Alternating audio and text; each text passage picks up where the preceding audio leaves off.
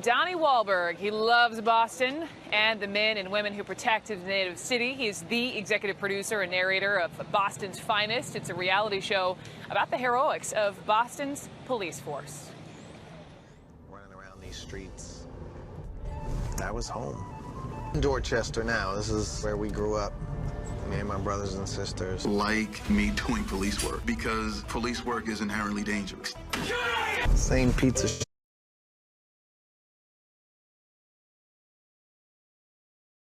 Police we're usually on the opposite side. As much trouble as they treated us like kids from the neighborhood who were worthy of respect. Actor, producer, singer Donnie Wahlberg joins me live in New York. Donnie, I wish you were standing next to me here on Boylston Street. I tell you, it's a beautiful, beautiful Friday afternoon. Nice to have you on. Thank you. I wish I was there with you too. That's, ironically, the Old South Church. Right where the first bomb went off, just outside of it, is where I studied theater in high school.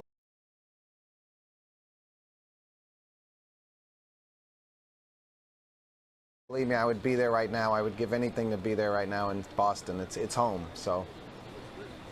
Donnie, let me ask you this. I know that you were tweeting, as so many people were right after those bombs went off, making sure everyone, you knew who might have been along the finish line was A-OK. Is everyone okay, your loved ones? Yeah, well, yes, my loved ones are great. My bandmate, Joe McIntyre, was running in the marathon, and I was on set shooting Blue Bloods at the time, and just the night before, Joe and I were talking, I said, how long is it going to take you to run the race? He said, I'm hoping for 4 hours. I said, yeah, probably 4:05 is my guess. So right around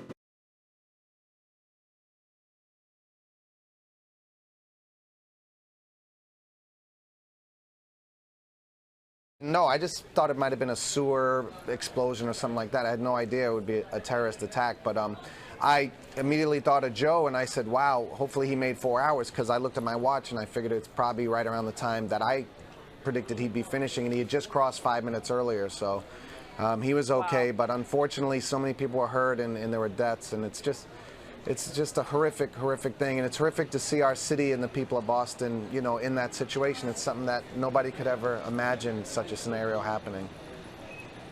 I tell you, though, Donnie Wahlberg, I've been here for 2 weeks. I was actually here the weekend before at a Red Sox game. I love this town. You Bostonians are pretty tough, pretty...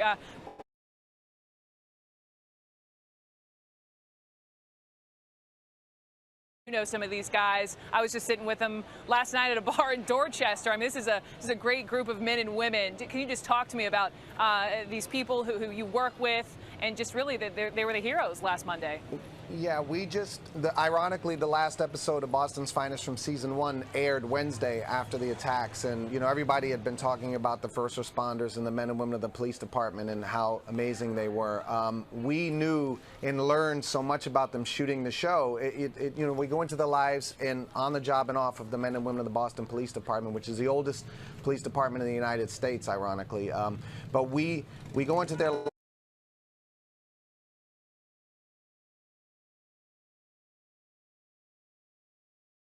on the line every day to protect the streets they grew up in. But the amount of respect we gained for them shooting the show, I mean, was infinite. And now to see how they've responded and to see how they stepped up when the city needed them so much at a level they've never been to. I mean, we've seen other police commissioners in other cities, stepping up to the podium and dealing with this stuff and managing these crises. But to see Commissioner Davis, with the world's eyes on him, be so courageous and strong, and all the men and women. I mean, Bob Murner, for example, who's a veteran police officer, he's one of the featured guys in our show, and there he was, outside the home.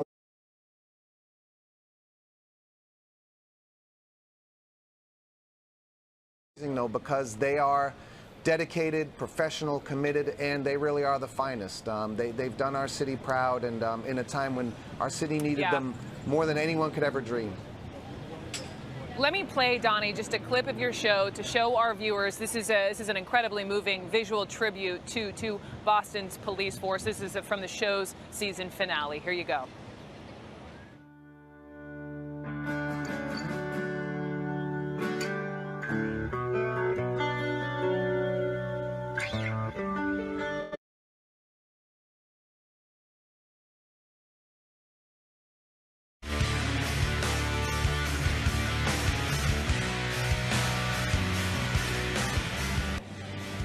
So Donnie, as we look at these images, how will you, if this is, a real show, Boston's finest, how do you then incorporate and deal with the Boston bombings on the show? Well, it's a very tough question to answer. I mean, at this point, we don't want to glorify anything that happened there. Our concern, as I'm sure the concern of TNT and the other executive producers and the Boston Police Department is,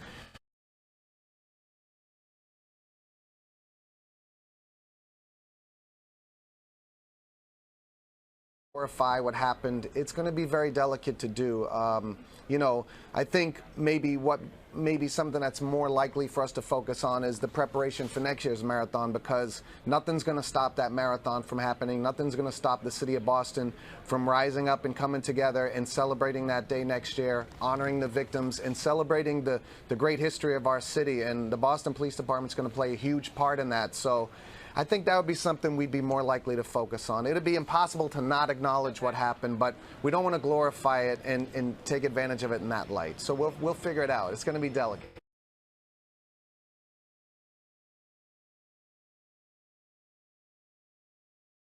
In June, I imagine there will be a little something special for people here in Boston. We're planning something special already for our concert, but we've also been talking to everyone back in Boston now about planning something special, a special event with a lot of other legendary Boston artists, and we're putting it together now, so it's a little early to talk about it, but something very special is going to be announced very soon to do in honor of the victims and to help raise money for them and their families.